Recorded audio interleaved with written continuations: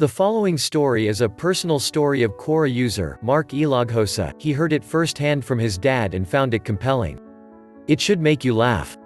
However, be careful not to laugh. It's a warning. You will learn soon enough. Now enjoy the story. Aquila was as weird as his looks. Hobbling down the street of Eloghosa, it seemed his head would fall off his shoulders. His stunted frame winced under the weight of the badly shaped mass that was his head. His neck creaked like a tired spring holding an unbearable weight. His legs were two imperfect arcs, stunted yet strong, venous and hairy.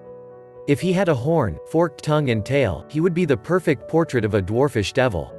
He was very popular among the people of Essenland. He would always hike along the village path at a certain time. The people soon began to tell the time with his appearance each time he sets out. Once he appeared, you would know it was school hours and his return meant dusk was lurking. No one knew where he lived or his destination, but one thing they knew for sure about the funny-looking man was that he was a mysterious and dangerous man. Children were warned to run whenever he appeared, but that would never happen. Children loved to stare at him. Something about him always cracked their ribs. He was a very interesting sight. His looks and the way he walked were funny. They would laugh so hard and poke fun at him, but Aquila hated the children's ill manners towards him. "Come and see Hedo," a child shrieked in astonishment. His friends rushed to catch a glimpse and were thoroughly amused. They laughed and threw some wordy jabs at him. Each cumbersome step of Aquila struck a chord of hysterical laughter in the children. Aquila felt terrible.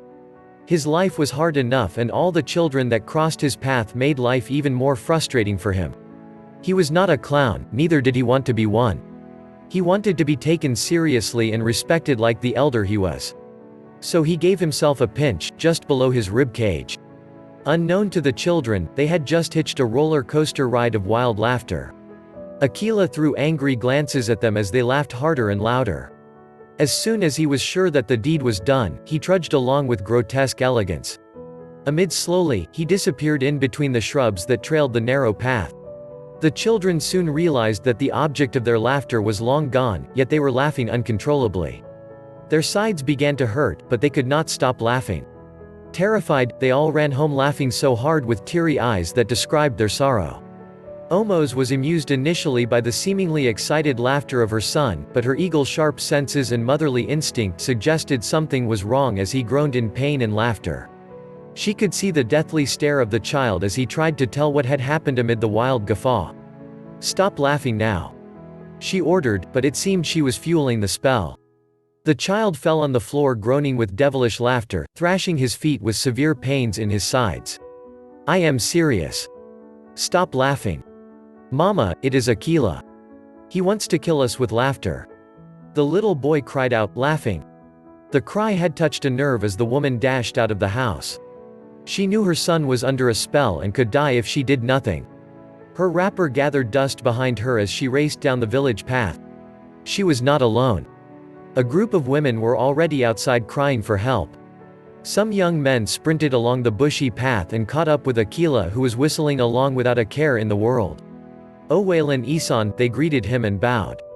Aquila was not impressed, but he responded by merely grunting inaudible words and stared at the young men who were trying very hard to catch their breath. "Owalin wowo, mudia fo. Please, just hold on. Some elders want to see you." Aquila glanced at them with pretentious curiosity. "Why do they want to see me?" "Please, I am a busy man and I have urgent business to attend to," he said and hobbled away very slowly like a lazy tortoise. The young men quickly ran in front of him and urged him to wait. "Are you trying to stop me? Do you want me to hurt you?" he said angrily. His mien suddenly changed, but it was comical. The young men were tickled by his slurry speech, but they managed to keep a straight face. Laughing would be at their peril. So with bowed head they fell on their knees and begged for their lives. Aquila ignored them and was about to continue his journey when he heard the noise of some women and a few old men screaming and running towards him. He was startled. In their company was the bunch of laughing children. He recognized them and frowned. "Aquila, please forgive the children. Please." The old men appealed to him.